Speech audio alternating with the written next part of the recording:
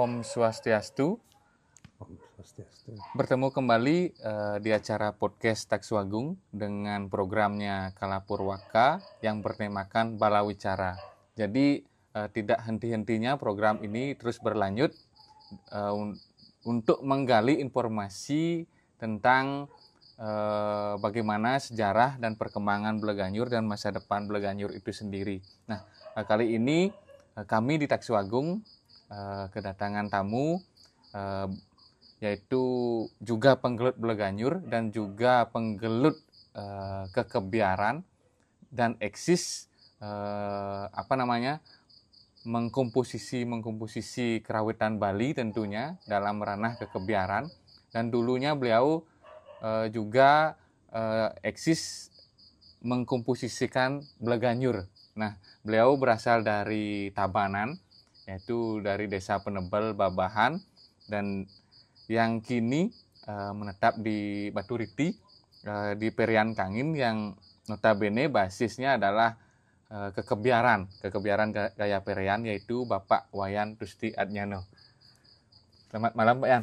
Ya, malam. Dan terima kasih sudah berkenan hadir dalam acara Balawicara niki, dan untuk napi wastane Pak Yan membicarakan, mendiskusikan, sharing terhadap kawan-kawan yang menggeluti dunia Bleganjur, dan Pak Yan pada intinya yaitu bukan maksudnya menggurui, tapi kita sharing, berbagi pengalaman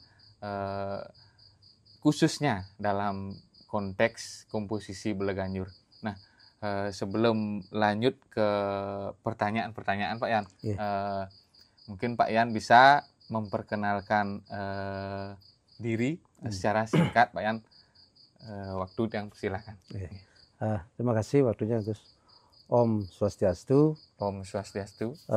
Tiang sendiri Mawasto Wayan Tusti Adnyana, lahir atau emas di Desa Babahan Penebel 30 Maret 1970.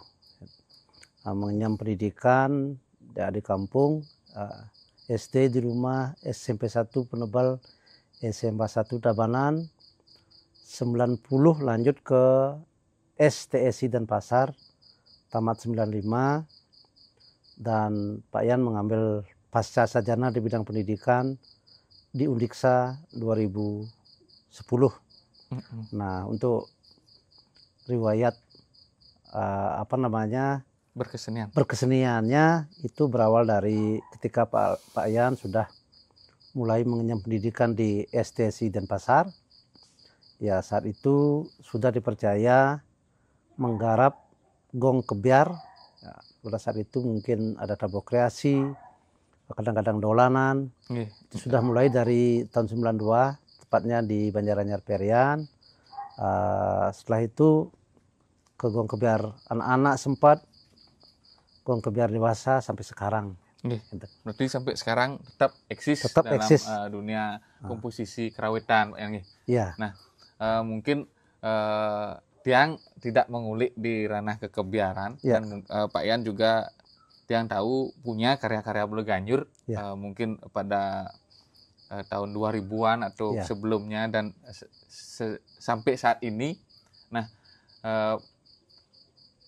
Pak Yan dari tahun berapa kesenangan Bleganjur nih ke Pak Yan? Apakah memang dari rumah di Penebel memang ketertarikan terhadap Bleganjur dulunya sampai akhirnya mampu mengkomposisikan yang ke Pak Yan? Awal Pak Yan berkecimpung di Bleganjur itu sebenarnya pada saat SMA, Gus. SMA. Nah, pada saat SMA waktu itu ada yang namanya Festival Bleganjur Puputan Badung yang dilaksanakan di lapangan Puputan Badung. Berarti tahun 90-an ya?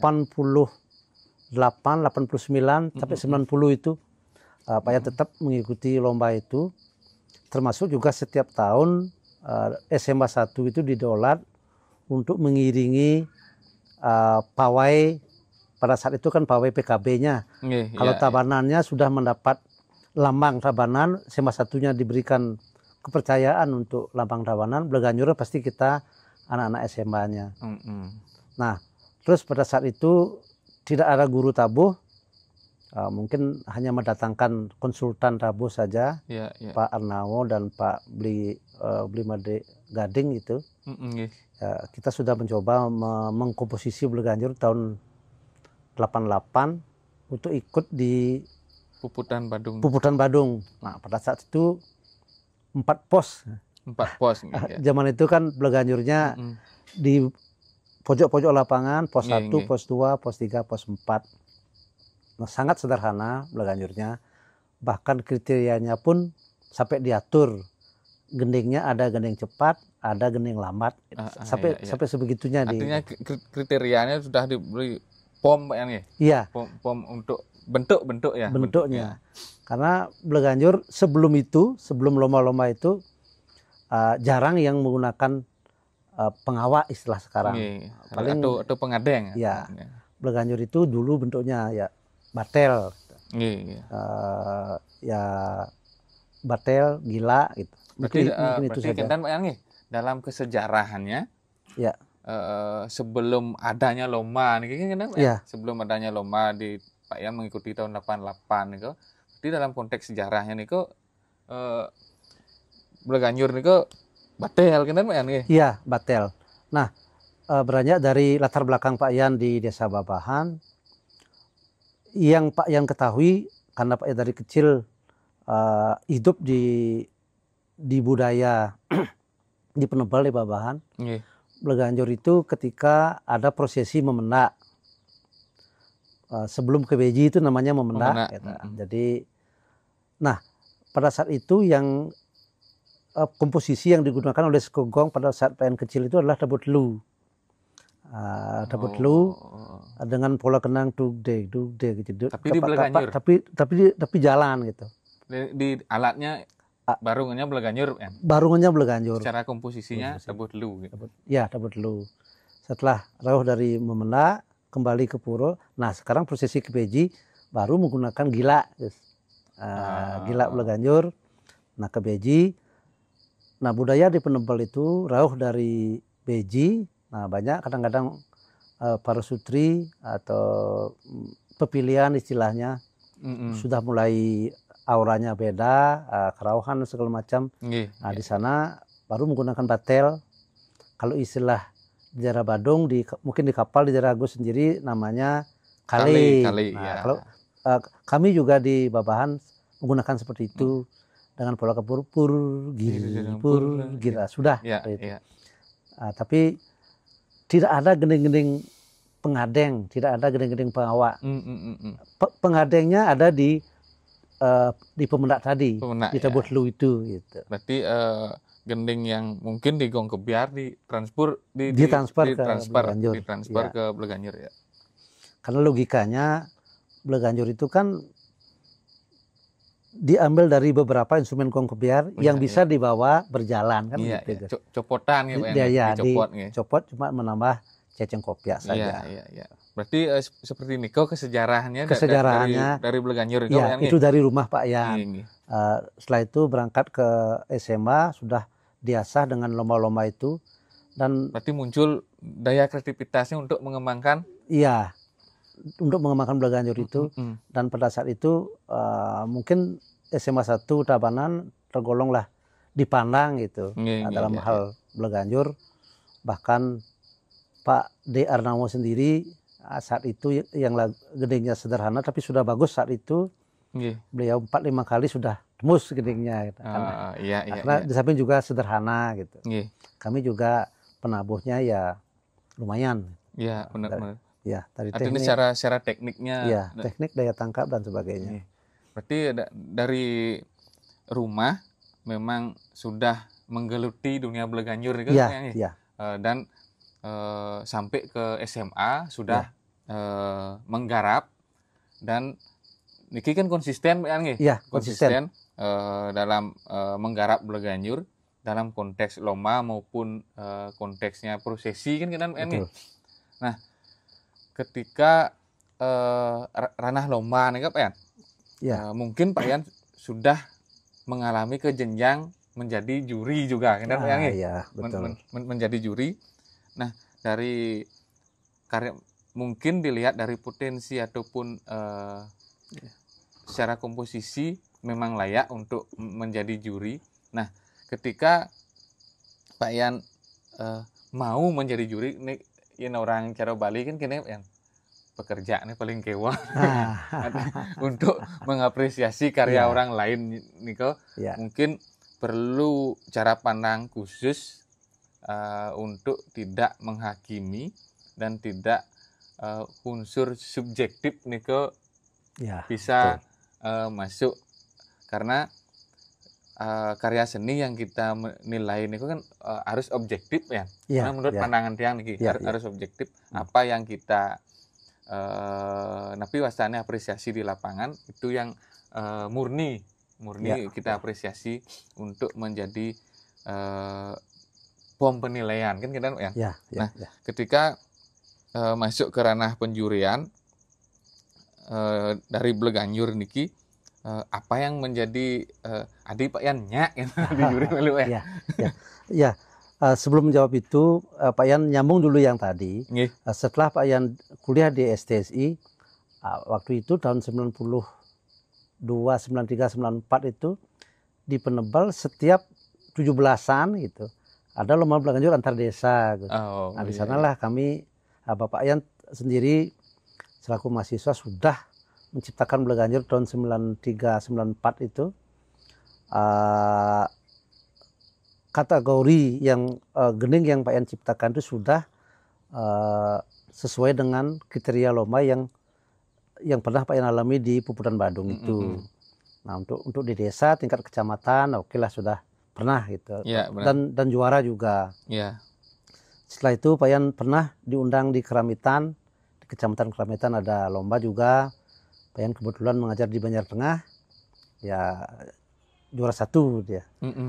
Lanjut setelah itu sudah mahasiswa. Nah setelah tamat pernah dipercaya oleh grup Sepur namanya itu di rumah Belen Titiang, Pak Mangku Wayan Wendro, itu terbentuk ya semacam komunitas lah. Anak-anak yang dari Badung, dari Tabanan dibentuk oleh Pak Dore, namanya Sepur. Pak Yan juga pernah menggarap Bleganjur yang diberi judul Jalan Rano, karena pada saat itu kita mengekspos gending-gending kereta itu di Bleganjur itu. Dan kebetulan itu masih ada gendingnya, masih tersimpan di YouTube juga sudah videonya ada. Masih ada.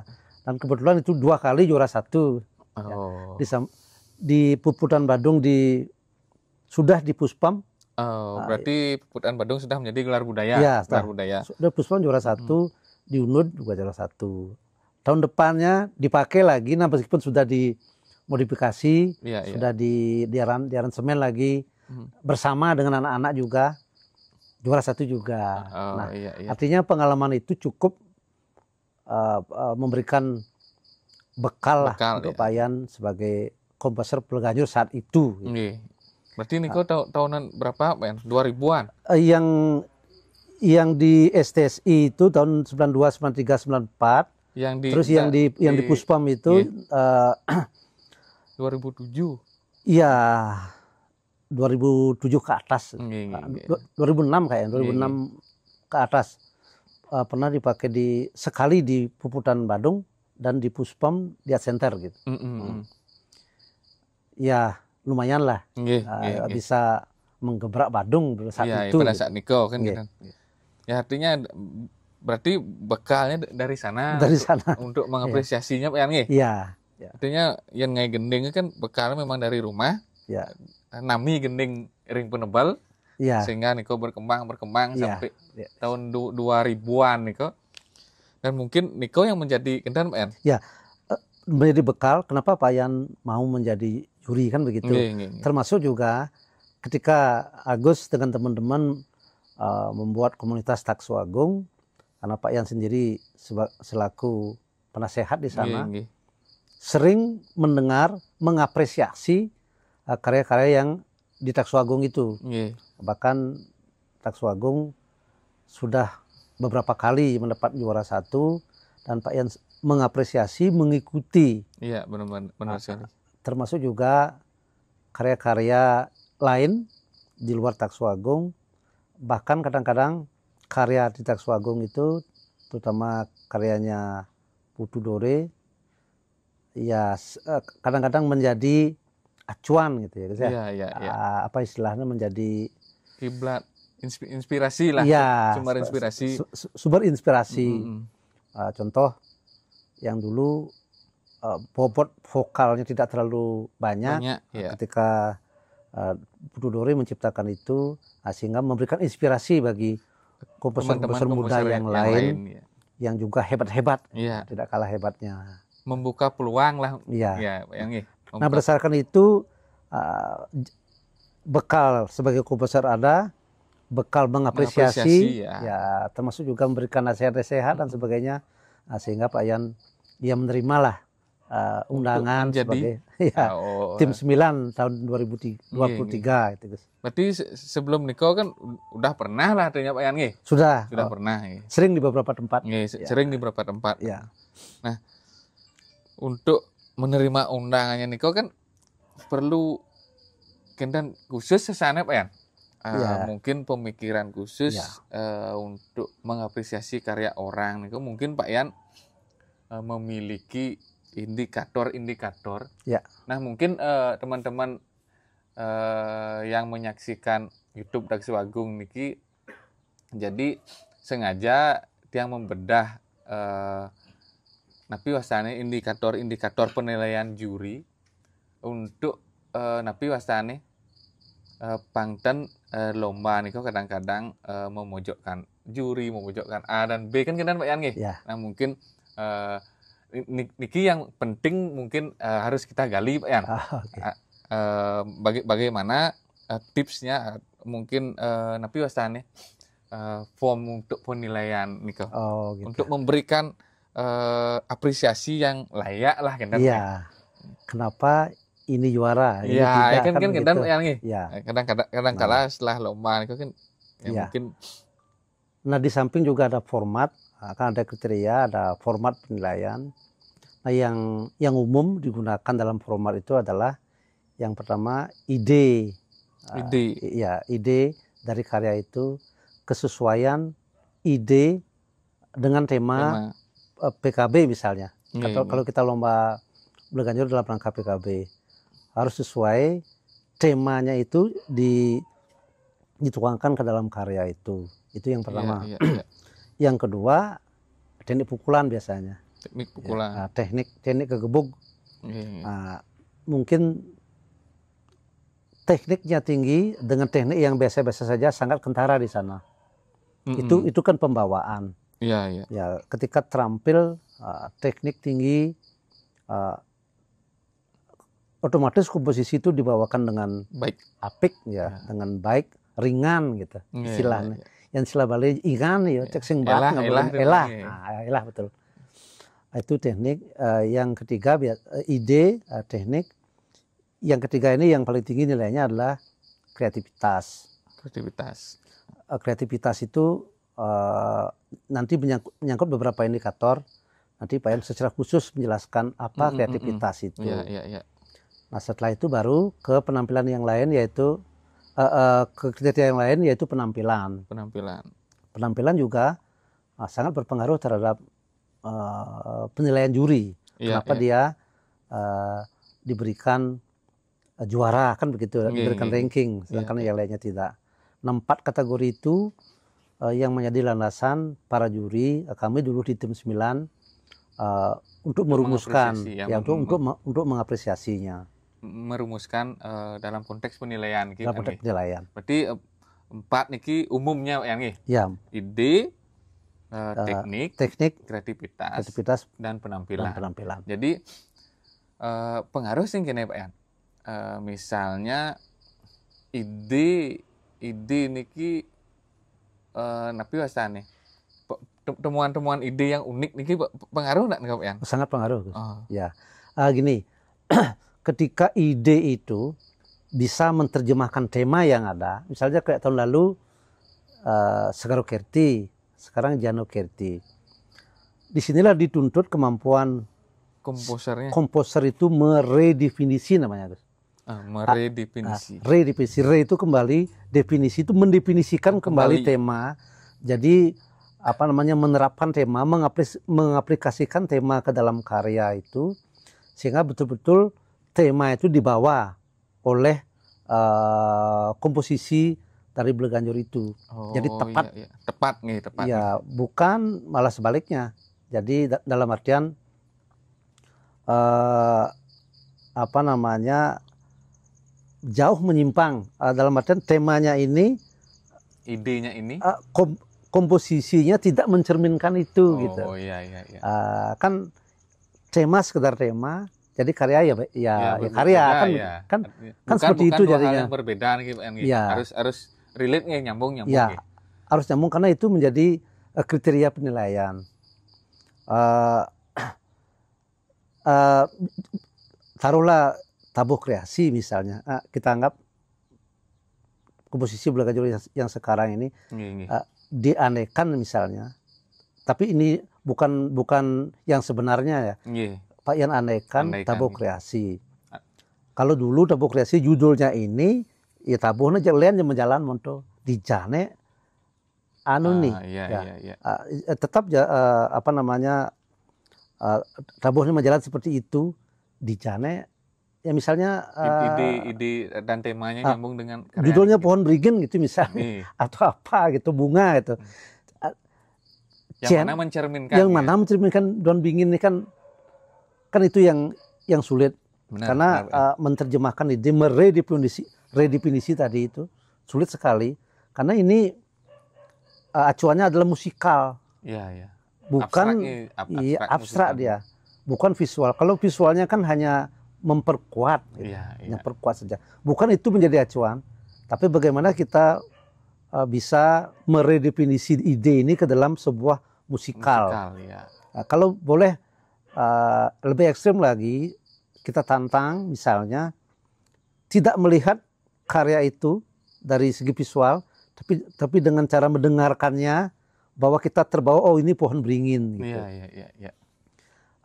Ini kan Pak Yan menganehkan dengan karya-karya yang sudah ada sebelumnya. Boleh Pak Yan menyebut nama ya. Misalnya Pak Yan terkesan sekali dengan karya Manuk Anguci yang diciptakan oleh Pak Senen dari Pindel. Bagaimana komposisi Manuk Anguci itu memang kalau kita dengar ya seperti manuk, yang seperti burung yang sedang berkicau. Coba didengarkan dari awal sampai terakhir itu ya memang itu Manuk Anguci. Maksud Pak Yan seperti itu.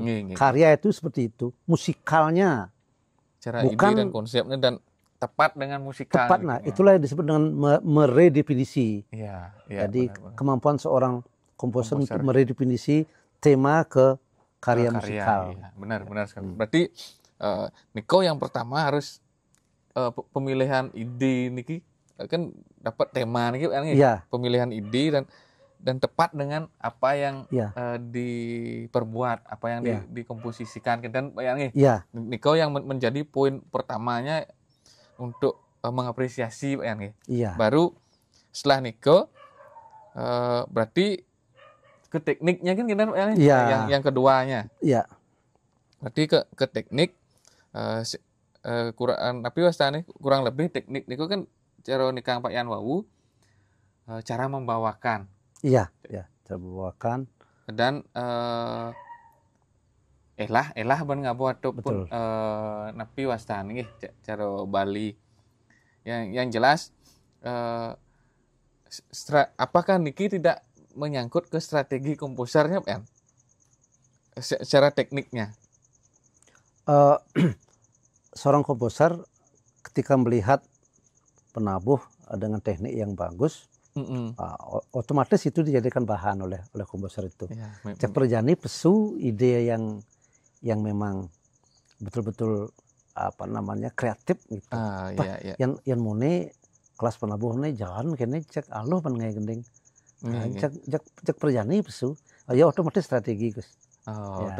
Otomatis di sana letak, artinya eh yang cara nak orang take and give nih Pak Yan nih. Iya, Artinya iya. timal balik nih kok. Betul. Ketika mungkin komposer itu ngemang gending itu bisa dibawakan dengan baik. Iya. Dan itu yang menjadi strategi komposer. Iya. Dan itu juga menjadi kelebihan dalam penilaian Pak Yan. Oh, sangat Gus.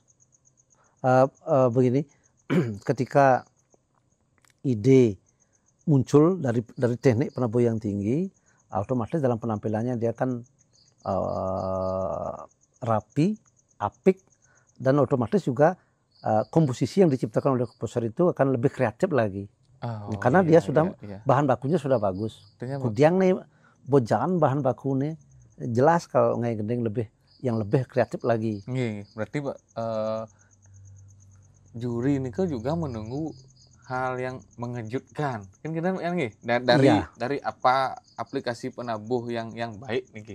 Iya. Nah, kemungkinan kan juga ada tidak Pak Yan?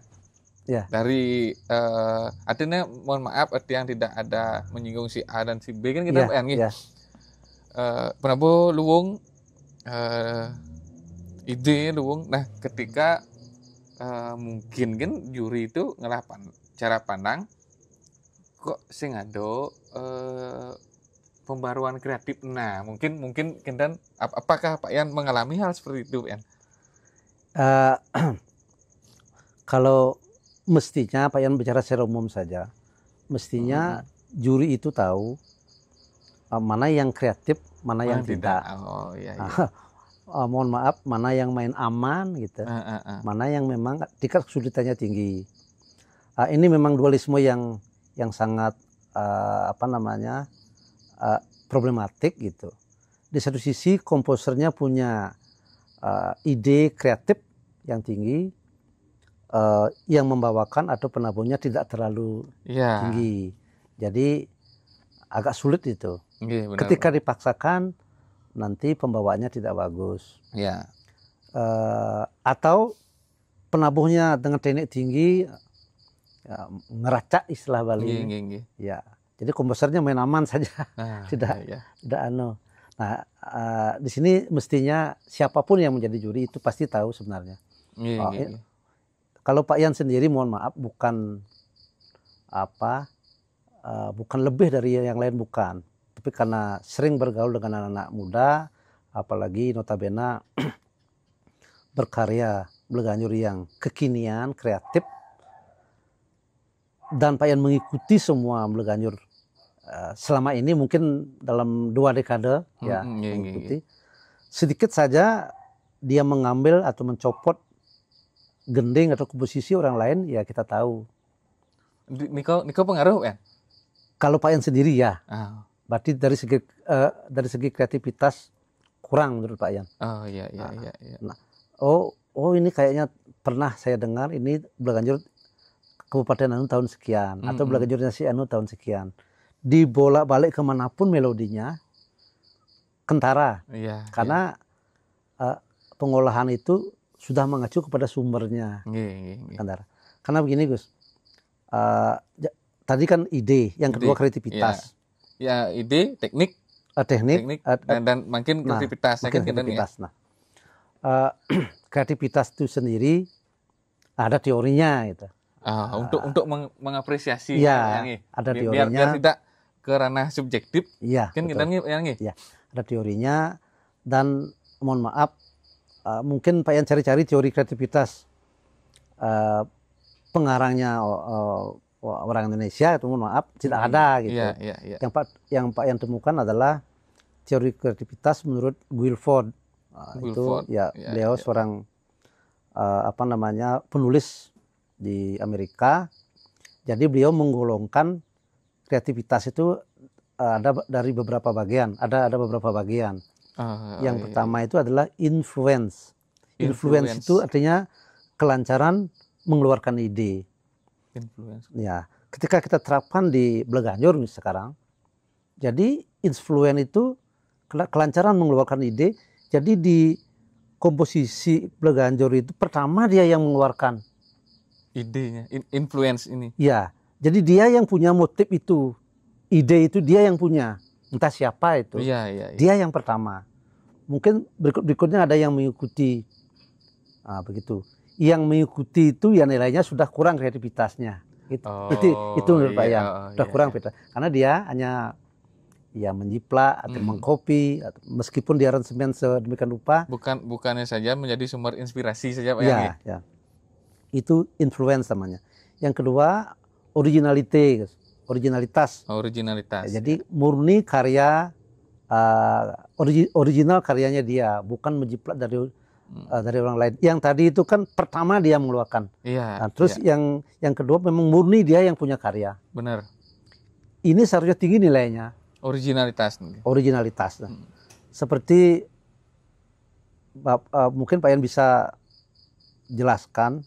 Seperti Bleganjur waktu ini, ya dari ada salah satu kabupaten, Pak Yan dengar ada ide yang baru sekali, misalnya membuat gila dengan polariong. Jadi gila itu, gila cengceng maksudnya. Iya. Cengceng itu. Kekilitan cengceng itu dibuat bermelodi di riong. Nah, terus dibawakan dengan cengceng. Iya. Itu kan gila baru. Dan menurut Pak Yan itu yang tinggi nilainya. Originalitas ini. Originalitas dan influence-nya itu. Berarti dari temuan idenya ke originalitasnya ya. Ya. Nah, dari influence, originalitas, yang ketiga adalah flexibility. Fleksibel. Ya, jadi fleksibel inilah yang mengantarkan komposer itu mencari atau ide-idenya muncul mungkin di lapangan karena dia fleksibel. Mungkin saja penabuhnya ada yang cerdas. Iya. Coba dibeginikan ini, coba ini dibawa ke sini. Itu fleksibel. Iya. Kalau kita punya ide, ada fleksibilitas dari kita sendiri punya fleksibilitas lentur gitu lah, menerima masukan. Itu merupakan sumber kreativitas. Iya. Seperti misalnya teman kita Putu Dore di Semanggi dulu, katanya dari penabuh mengusulkan masuk bebarongan gitu. Masuk bebarongan itu pada saat Gending Pejalan bagus jadinya kan. Ya, itu kan fleksibelnya Putu Dore. Iya. Menerima rangsangan ide dari media penabuhnya. Media penabuh. Nah, yang keempat ini adalah elaboratif, Gus. Elaboratif itu tidak saja kita punya ide, tidak saja kita punya inspirasi. Elaboratif ini memperkaya lagi. Jangan berpatokan itu saja. Iya. Jadi kalau Pak Yan simpulkan influence, originalitas, flexibility dan elaboratif itu berkaitan sebenarnya. Iya, sangat berkaitan. Sangat berkaitan. Nah, untuk elaboratif ini memperkaya lagi apa yang menjadi ide kita, imajinasi kita seperti apa, kita tuangkan dan perkaya lagi sehingga karya itu menjadi sangat kreatif. Iya, benar. Inilah indikator dari kreatif itu sendiri. Dari mengapresiasi kreativitas itu sendiri. Iya. Berarti ini sangat kreatif. Nah, di sana seharusnya mendapat nilai yang lebih tinggi. Iya, benar. Bukan mencari-cari kesalahan gitu. Berarti di sana bobotnya yang paling tinggi. Bobot penilaian yang paling tinggi ya. Bobotnya tinggi, ketika ada kesalahan ceng-ceng ulung itu misalnya, jangan dijebol nilai. Iya. Itu pribadi yang punya seorang juri itu punya sikap ceng-ceng nyulung ya kita berikan di penampilan misalnya kita awalnya kita mau berikan sekian ya kita kurangi diturunkan dari sekian. Bukan mengurangi skor, Gus. Beda ya. Ya. Makanya niki kan jadi pertanyaan juga Pak Yan. Artinya dalam hal konteks lomba niki mohon maaf artinya bukan bermaksud bagaimana Panggul Ulung kok bisa menjuarakan gitu Pak Yan. Iya. Niki kan mungkin acuannya juga berbeda dari juri Pak Yan seperti yang Pak Yan bilang mungkin kan Pak Yan kreativitasnya bagaimana dan cara mengapresiasi dari kreativitas tersebut bagaimana Dan itu kan hanya beberapa indikator penilaian saja yang dikurangi kan kita di penampilan. Jadi balik lagi menyangkut dengan kreativitas tersebut, untuk mengapresiasinya berarti ada 4 indikator. Berapa indikator? Ya. Ada influence, ya, ada originalitas, ada fleksibilitas, dan ada elaboratif. Ya. Jadi dari influence ini munculnya ide yang pertama, munculnya ide, dan dari ide tersebut menghasilkan originalitas karya, originalitas komposer itu sendiri, dan bagaimana komposer ini memiliki originalitas untuk bisa fleksibel. Ya, betul. Dan tiang juga mungkin narasumber sebelumnya Bleganyur ini sangat fleksibel. Ya. Dan kita clue-nya, jadi Pak Tut D mungkin Pak Tut D dan banyak komposer yang kita undang, dan semuanya beranggapan seperti Niko. Ya. Niki dari fleksibilitas Bleganyur ini kan muncul elaborasi baru jadi itu yang maksudnya kreativitas. Niko yang menjadi kreativitas dan new dari Bleganyur saat ini. Dan biar tidak mungkin napi wastane menjadi subjektif penilaian. Betul. Dan kita harus terbuka dan objektif terhadap kreativitas dari komposer itu sendiri, Pak Yang. Nah, mungkin kita kita sudah bahas. Yang pertama ada idenya nih, Pak Yang. Ide, tema. Yang kedua ada teknik. Yang ketiga ada kreativitas. Dan ini yang menjadi bobotnya. Mungkin kreativitas niki ada nggak pikiran seperti niki, Pak Yan? Dari kreativitas niki bobot apa yang ingin disampaikan dari temuan-temuannya niki? Ada nggak mungkin Pak Yan pada saat mengapresiasi niko berpikiran seperti niko, Pak Yan? Iya. Artinya bobot misalnya niki kan kreativitas niki menyangkut temuan-temuannya, bobotnya di sini, Pak Yan. Iya. Kalau Pak Yan sendiri ya. Ketika menemukan sesuatu yang baru, tumben asalnya dingah nih. Ini baru pertama kali ini merasa terkejut gitu. Karena mengapresiasi itu kan sebenarnya aktivitas indrawi dari kita. Iya. Nah, jadi ada aktivitas batin di sana. Ada istilahnya surprise seperti itu. Ini kok baru, ini tumben dan antik gitu, soleh, unik. Ya. Seperti itu. Ya, kalau Pak Yan sendiri ya itu tinggi nilainya. Tinggi nilainya. Ya. Tapi tetap dengan koridor ini kan Pak Yan. Tetap. Artinya idenya bagaimana kan? Betul, kan? Biar nyambung. Artinya bukan saja melulu untuk menilai napi wasani temuan baru saja, tapi dari konteks idenya mungkin kurang relate atau kurang nyambung kan kita tetap berarti dari sini tetap dalam kemasan itu, dalam koridor itu. Berarti Pak Yan ningang dalam tanda kutip ningangannya baru dan yang mengejutkan, ada surprise nih kok yang luar biasa, Pak Yan. Iya, menurut Pak Yan seperti itu. Berarti yang dari juri itu memang menunggu memang, Pak Yan. Iya. Artinya momen dan artinya momen ini tidak sih terlepas dari napi wastani idenya. Iya. Tapi bagaimana komposer itu jeli, Pak Yan. Betul. Jeli menangkap situasi untuk menjadikan momen yang baik dan menjadi pertunjukan yang luar biasa. Betul, Gus. Karena di samping jeli komposer itu kan harus mempunyai strategi sebenarnya. Iya. Nah, strategi seperti yang bilang tadi, apresiasi itu kan proses penginderaan. Jadi batin orang yang mengapresiasi itu bekerja dia. Bagaimana kita bisa mencuri kalau istilah anak muda itu mencuri hatinya gitu. Untuk mencuri hati itu ada suatu strategi dari sebuah komposer itu. Kadang-kadang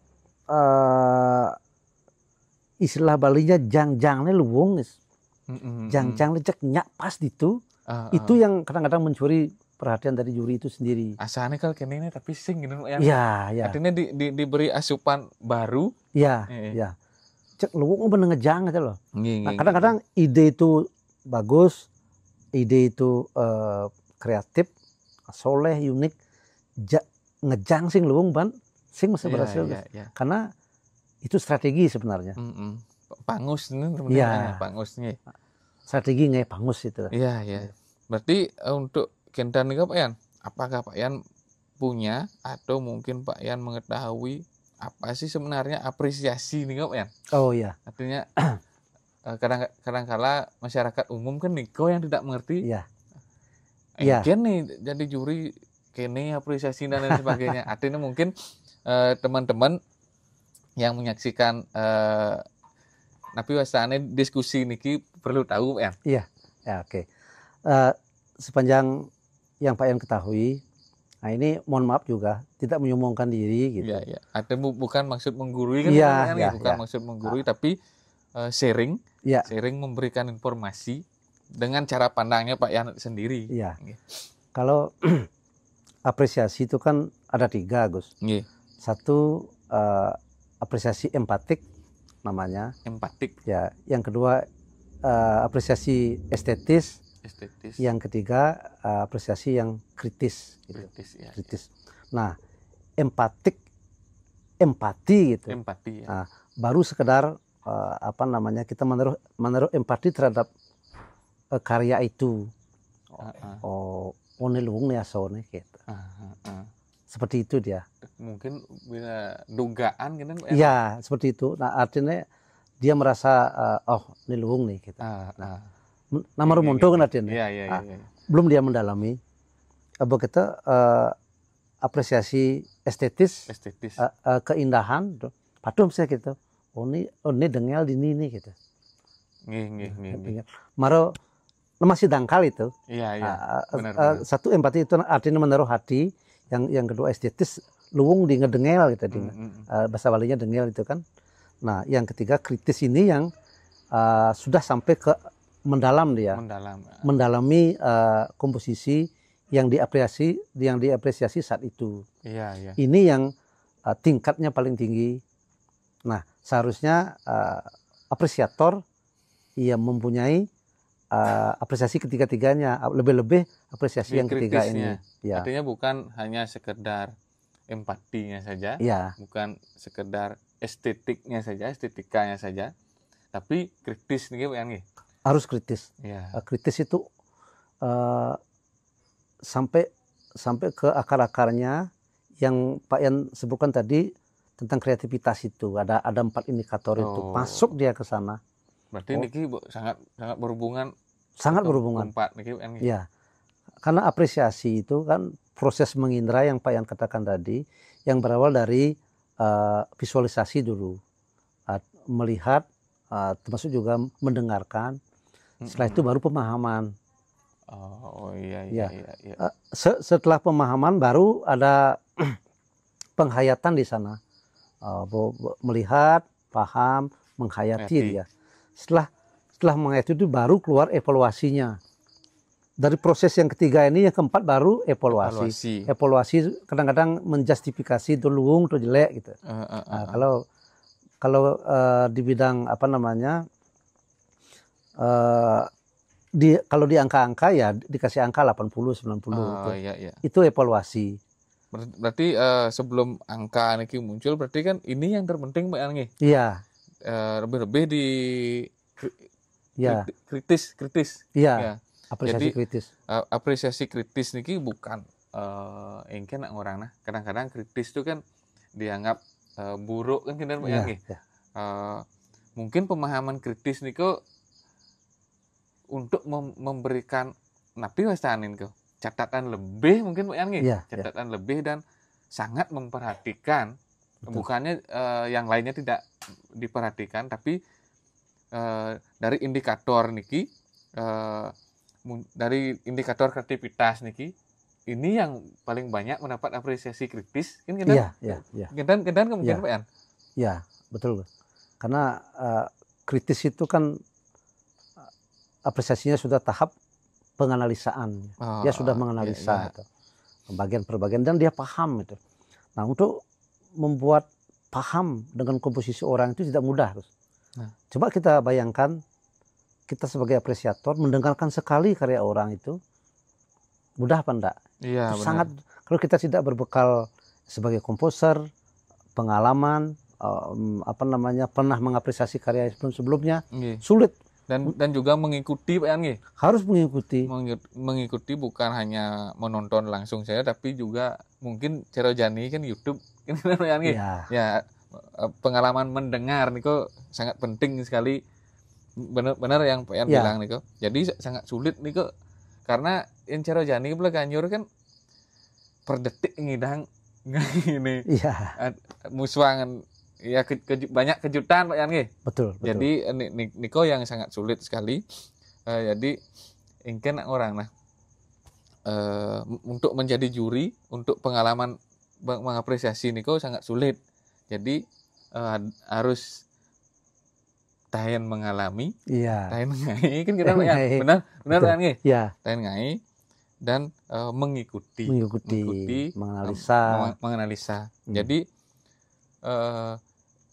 Niko yang bertaruh kan kita Pak Yan, bertaruh, mungkin cara menganalisa. Nah, mungkin Pak Yan mungkin berbagi pengalaman, tipsnya Pak Yan dalam sekian kan Niki banyak peserta Pak Yan.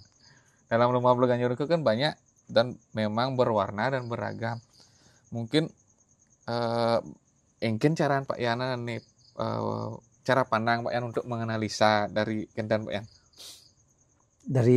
Untuk menganalisa karya-karya itu. Iya. Tadi kan ada 4 item penilaian, Gus. Ada ide atau sesuai dengan tema. Nah, di ide sesuai dengan tema ini ada indikator-indikator kecil lagi. Ada indikator kecil lagi. Kita buat indikator sendiri, rubrik gitu istilahnya. Rubrik. Dalam ide dan tema itu apanya yang kelihatan? Kita yang membuat rubrik sendiri. Misalnya sangat sesuai antara tema dan garapan. Sangat sesuai itu kan misalnya kita berikan skor 5 gitu misalnya. Berarti indikator penilaian ini ada lagi rubrik kecil di sana. Dibagi lagi kecil-kecil. Harus itu, Gus. Iya. Kalau kita menilainya dengan angka. Misalnya itu sangat sesuai antara tema dan garapan. Yang nomor 2 mungkin kadang mohon maaf potong Pak Yan. Kadang kala langsung ngejin nilai gitu. Pak Yan sendiri. Misalnya kan begini. Pak Yan punya cara menilai sendiri. Ini mungkin ini penting teman-teman ketahui. Jadi dari 4 ide teknik, kreativitas dan penampilan, Niko dibagi lagi. Napi Ustaz nih. Ya, itu namanya rubrik ya. Rubrik dibagi lagi untuk menemukan angka-angka. Itu. Ini lanjut ya. Misalnya tadi dia ada kesesuaian antara tema dan garapan. Kita beli skor 5. Sedikit, misalnya sedikit sesuai gitu. Sedikit sesuai kita berikan skor 4 misalnya. Tidak sama sekali. Begitupun juga yang lain. Berarti dengan nilai Niko, berarti yang kalau tidak sama sekali kan berarti Pak Yan untuk mengapresiasinya tetap memberikan nilai, tapi minimalnya berapa? Minimal yang kalau istilah kita di pendidikan kriteria ketuntasan minimal mungkin +1. Gitu. Dalam 4 penilaian itu, Gus, dalam 4 kriteria tadi itu kan semua jumlahnya 100. Iya. Misalnya ini 10 sampai 20, 10 sampai 25 misalnya, atau 10 sampai 30, sehingga jumlahnya 100. Jadi indikator terkecil, bukan indikator, nilai terkecil 10 misalnya. Dan kita kasih 10 + 1, itu kan teknik. Teknik individual. Ini bukan untuk banyak napi wasane menyeragamkan teknik tersebut Pak Yan. Mungkin Pak Yan dengan cara rubrik Niko Iya.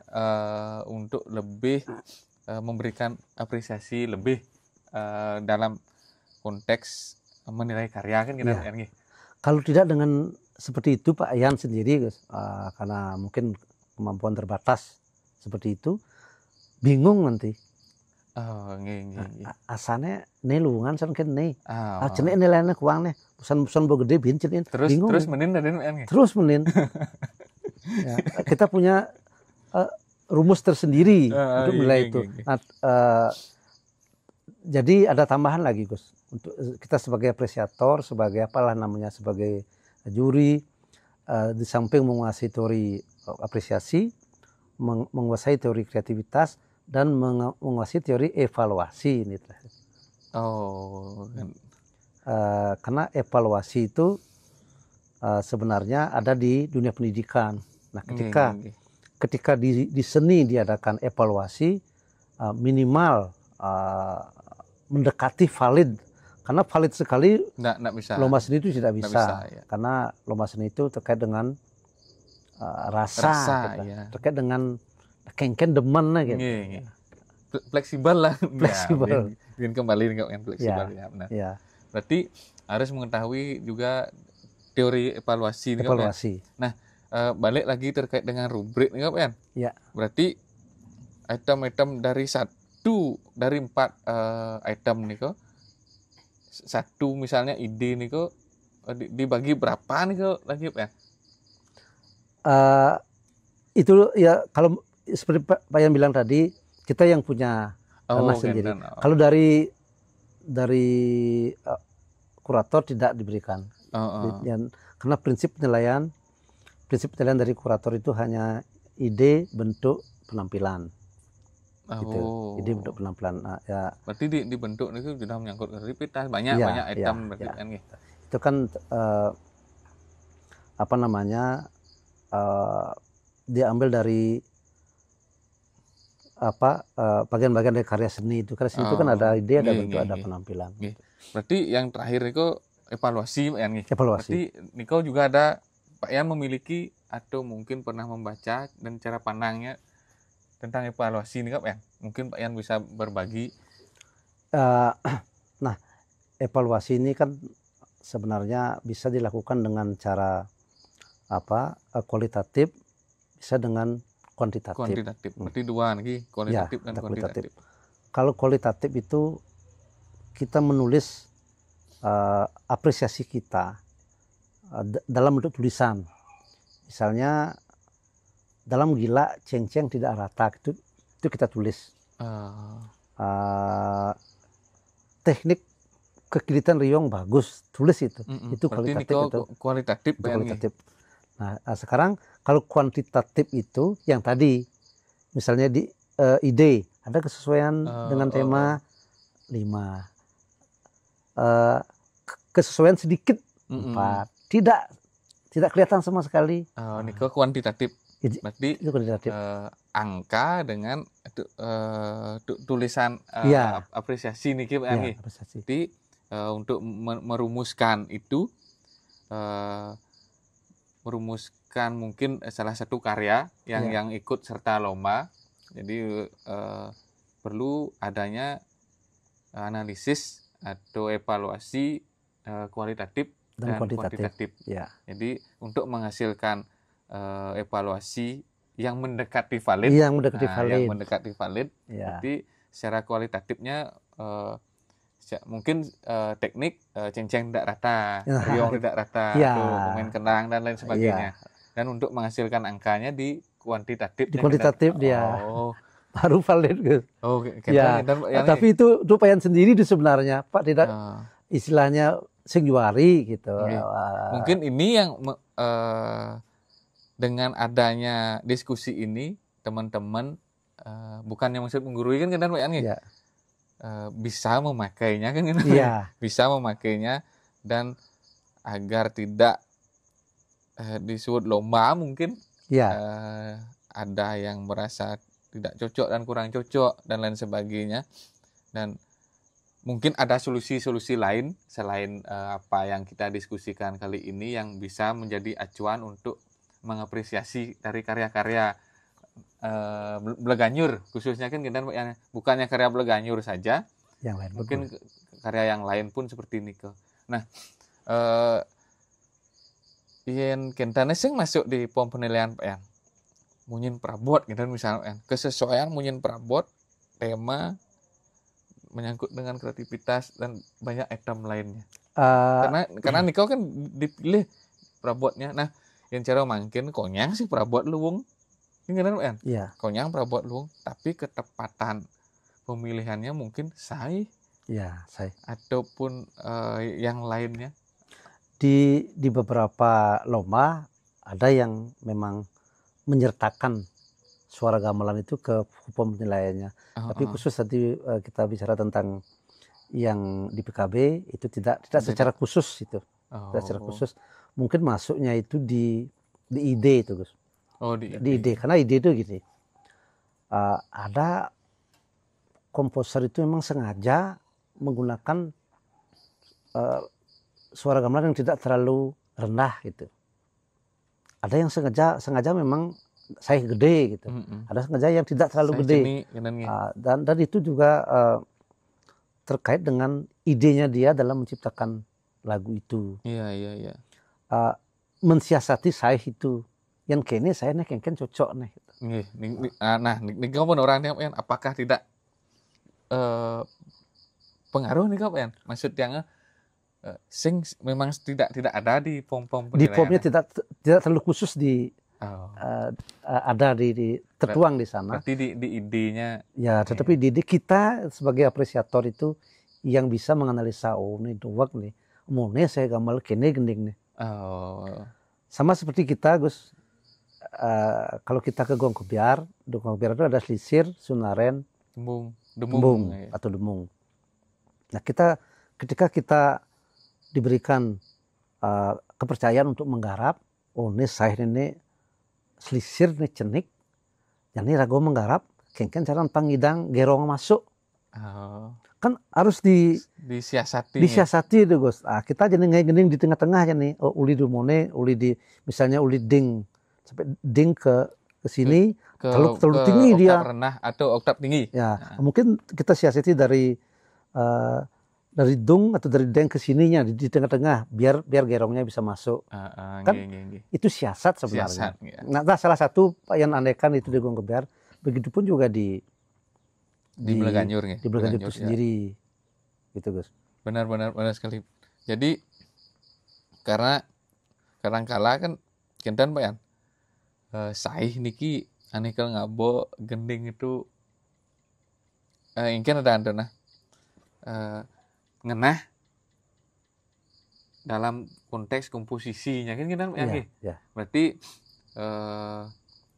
pom penilaiannya ini ke ide Pak Yan. Iya, kalau Pak Yan lebih cenderung membawanya ke ide karena dari ide itu orang akan membuat gending seperti apa gitu. Berarti dari konteks munyin perabot ke ide. Iya. Berarti dari ide ini menghasilkan kreativitasnya menghasilkan penampilan yang bagus nanti. Sebab kejelian untuk memilih munyin gamelan istilahnya itu sangat berpengaruh Gus. Misalnya saya gamelan mone gongnya mungkin gitu. Bes cenik gongnya kan biasa. Atau kempurnya terlalu rendah kan begitu. Iya. Artinya mungkin orang maket nih Pak Yan. Iya, maket pangus. Ya. Contoh sekali lagi Pak Yan mengajuman ya teman kita lah. Di Budu Diodore menciptakan lagu komposisi Baje Goding di Banjaranyar. Dia menangkap suara kempur, suara gong lanang wadon itu tang ding dibuat seperti itu. Dengan mone saya gamelan kene gending nih. Nyidang yo ngejuk munyin gamelan tadi gending. Kan ya benar sekali. Lanang wadon kempur ding ding jarar. Kan dari munyin gong tuh Gus. Nggih. Kebenengannya munyin riwang kitu masih. Nggih. Itu kan siasat itu. Berarti niko yang napi wasane kepekaan nih, kepekaan. kepekaan Nah, itu komposer menangkap situasi, napi wastane merespon ya, media gamelan dan sehingga itu menjadi karya ya. ya. Kalau kita hubungkan itu udah fleksibilitas, guys. Oh, Fleksibel dengan gamelan, elaboratif jadinya. Karena fleksibel ya, kemudian diperkaya lagi. Oh. Kan cek pesu benar. Artinya gitu dadene mengapresiasi no yang nih. Iya, ya. Runut saja. Runutnya seperti itu, Oh. ya. Nah, inilah lakon itu, Gus. Ada hubungannya itu. Artinya semuanya berhubungan. Semuanya berhubungan. Artinya dari 4 ini ide, teknik, kreativitas, penampilan, ya. Berhubungan dengan influence-nya, ya. originalitasnya, fleksibelnya, dan elaboratifnya. Iya. Oh, oke. Dan ya. Ya, jadi sangat menginspirasi sekali dan mungkin teman-teman yang menyaksikan channel YouTube Daksu Agung niki bisa napi wastane memakai ini dalam ranah untuk mengapresiasi kesenian-kesenian kita, bukan saja di Belaganjur, dan mungkin ada perlombaan-perlombaan lainnya, kenang tunggal maupun dan banyak lagi. Dan ini yang mungkin perlu indikator khusus Pak Yangi. Dan sing onyang nak nawang nih Pak Yangi. Dan tidak banyak yang juga memakai. Dan disinilah kami di Napi Wastane dalam konteks podcast Kalapurwaka yang bertemakan Bala Wicara niki ingin menggali informasi dari seniman-seniman yang sudah berpengalaman tentunya dalam konteks mengapresiasi karya seni. Dan ini kan tidak mutlak Pak Yangi, artinya tidak harus semua yang memakai, kan Pak Yangi, tergantung kenyamanan seorang apresiator, ingin nyaman nih mengapresiasi dari karya tersebut. Nah, kebetulan Pak Yan Tusti niki memiliki indikator penilaian yang namanya rubrik penilaian. Yang mungkin teman-teman yang menyaksikan YouTube niki terinspirasi, ya bisa ini dipakai. Kalau tidak, ya tidak apa-apa. Ini sekedar sharing dan semoga saja banyak muncul napi wastane metode-metode baru Pak Yangi dari teman-teman. Dari mendengarkan diskusi ini banyak muncul metode-metode baru dalam mengapresiasi karya. Nah, selain Niko, apakah ada yang lainnya lagi, Pak Yan? Ini masih terkait dengan yang tadi, dengan rubrik itu saya. Pak Yan pernah membuat format penilaian pada saat itu Lomba Belaganjur Sebali yang diadakan oleh Haridwipa Gamelan Group di Tabanan, yang di GWS itu.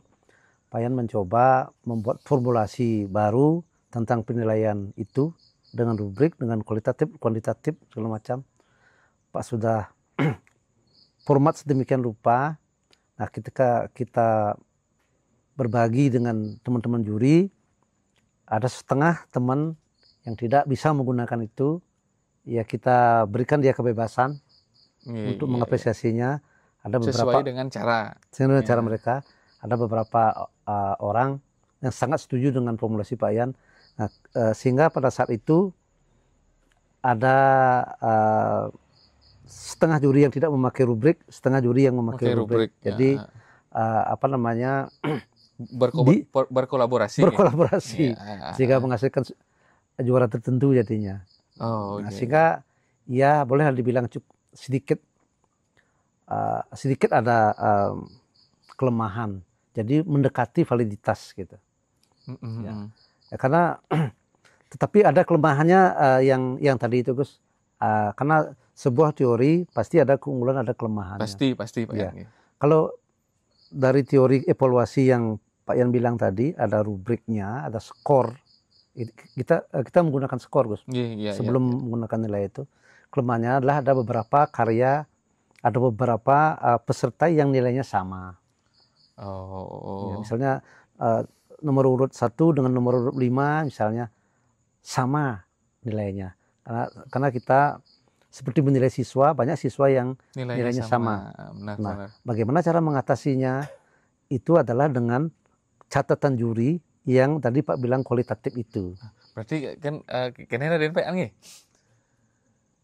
Ketika nilai sama niki karena harus ada nominasi yang harus menang satu. Berarti ya ngidang napi wastane memunculkan nominasi niki berarti yang kualitatif tadi. Kualitatif ya. Ceng-cengnya kurang rata. Nah, disinilah baru misalnya ceng-ceng ulung gitu misalnya. Di sana kita bisa memenangkan yang tidak ulung, yang ceng-cengnya tidak jatuh. Nah, itu Gus. Istilahnya juri tidak ada waktu untuk leha-leha, tidak ada waktu untuk ngambil HP, karena catatan itu juri itu tidak ubahnya supervisi. Pasti kehilangan momen ya, kan? Seorang supervisor mensupervisi siapa yang akan disupervisi itu, tidak ada lain-lain itu. Semua catatan, semua kejadian di panggung itu dicatat. Ya, kalau ada juri yang sampai bisa santai, apalagi nonton bola segala macam, dipertanyakan itu. Iya. Terkait dengan napi wastane validasi penilaiannya Pak Yan. Iya. Sangat napi wastane nggih. Sangat inspiratif sekali perbincangan dengan Bapak Oyan Tusti yang sudah berpengalaman menjadi juri. Nah, sebelum closing statement nih Pak Yan. Iya. Dan sebelum Tiang simpulkan hasil diskusi kali ini, mungkin Pak Yan bisa memberikan motivasi kepada teman-teman penggiat Bleganjur ataupun dalam konteks mengapresiasinya, silahkan Pak Yan. Ya, mungkin untuk adik-adik penggiat Bleganjur, jadi tetaplah berkarya sekreativitas mungkin, karena Bleganjur sekarang itu tidak lagi merupakan karya untuk prosesi, tetapi merupakan presentasi estetis yang ditolak dari kreativitas dan tata pentas itu. Itu yang harus dipahami. Titik tolaknya adalah kreativitas. Kreativitas saudara teorinya tadi, dan tata pentas. Tata pentas itu bagaimana kita mengemas kreativitas itu menjadi tata pentas yang apik dan menarik bagi orang yang menontonnya. Itulah akan memunculkan karya yang diberikan apresiasi yang sangat bagus oleh apresiator atau yang mendengarkan atau yang menontonnya. Jadi jangan lupa kreativitas tetap itu. Tapi konteksnya ini karena ada program misalnya untuk PKB misalnya, ya tetap konteksnya untuk di PKB. Untuk di PKB jangan yang terlalu keluar dari konteks gitu. Berarti sesuai dengan koridornya Pak yang sesuai dengan koridornya. Karena Bleganjur ini juga termasuk karya musik. Kan karya musik ya, Gus. Benar. Kalau kita kembali kepada musik itu sendiri adalah ekspresi jiwa manusia, kan gitu. Itu ide yang dituangkan ke dalam media bunyi atau suara. Ya bunyi instrumen, suara vokal. Sehingga menghasilkan karya yang indah. Jangan lupa indahnya. Indah itu estetis. Meskipun indah itu relatif, tetapi kita jangan dihilangkan itu. Tetap harus estetis. Apalagi ranahnya adalah ranah PKB yang ada penggalian, pengembangan dan pelestarian. Itu mungkin Pak Yan. Terima kasih Pak Yan. Ya. Sarannya untuk generasi muda yang menggeluti dunia Bleganjur ataupun konteks karawitan yang lainnya, berkarya tetap pada koridornya yang diberikan dan berkaryalah sesuai dengan keinginan sendiri juga. Ya. Artinya ini tetap berjalan beriringan Pak Yan nggih. Ya. Artinya karena musik niko seperti apa yang Pak Yan bilang tadi, ekspresi manusia Ya.